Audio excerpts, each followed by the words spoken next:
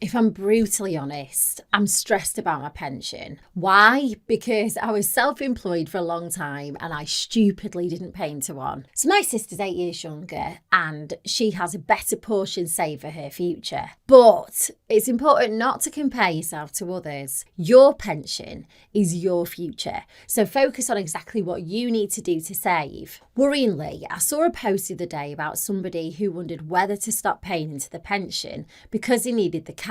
This is not a good idea. I totally get it, but it's not a good thing to do. A pension is a type of retirement plan where an employer, or often an employee, contributes towards a pot of funds set aside for the employee's retirement. And there's lots of different types, and this is how they vary from company to company, so you can spot yours. Defined benefit pension schemes are traditional pensions where the employer guarantees a specific retirement income. Now, it's usually calculated based on the employee's earnings history, the length of service, and the age. And these are less common now due to the high cost for employers. A defined contribution scheme is the most common type of workplace pension, and this is one where both the employee and the employer contribute to the pension fund, and the final amount you get when you retire depends on how much was paid in and how well the fund's investments have done. Many companies offer contributing matching, so basically, it does what it says on the tin. It's to match the contributions made up by the employee up to a certain limit. So, for example,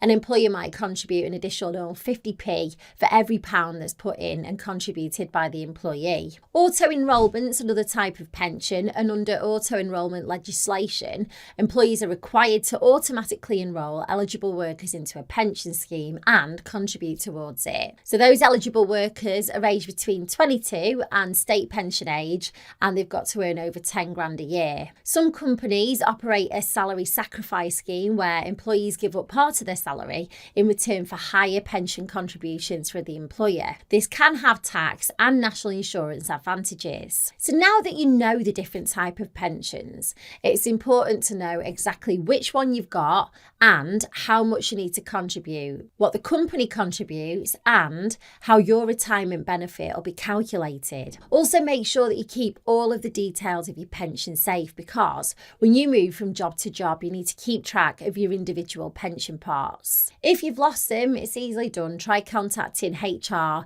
from your previous company to see if they're still on file. If you pulled out of paying your pension for the extra money, the likelihood is you're not going to get the full amount anyway, and you're actually just taking away from your older self. It's wiser to make a budget and cut back on anything that you don't need. So how much do we need to have set aside for a pension realistically, and what should we aim towards? Well, don't freak out if you're like me and you're only just starting to get your finances in order for your pension.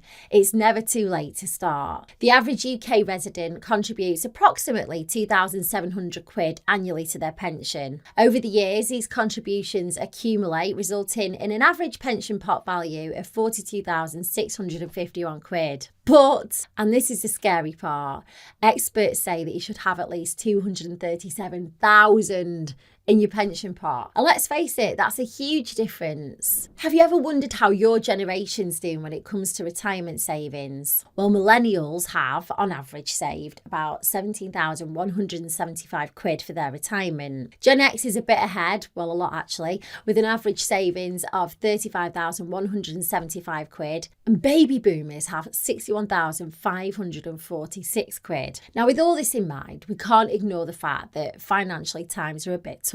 With the price of everything going up, like food and energy bills rising, sometimes it's just not feasible to be paying a massive chunk into your pension each month. A lot of people are financially struggling, and if, like me, you are a bit stressed about it all and don't have a lot to put aside, there are other options available to you. When you're over 55, you can get something called equity release, and to keep it simple, it's basically giving you access to some equity that's in your house without having to move out. So the pros are that you can access a lump sum of cash or regular payments to spend on whatever you want, just however it works for you. So theoretically, if you are in debt in your later years, instead of using your pension to pay it off every month, you could release some equity. And even if you're not in debt and you're scraping by each month on a low pension, this could be the much needed cash that you've been looking for. We know with borrowing money though, there's always a catch. So what's the catch with equity release? Well, it'll deplete the amount that you would have passed on to loved ones when you pass away. Also, the interest can mount up. So like any big financial decision,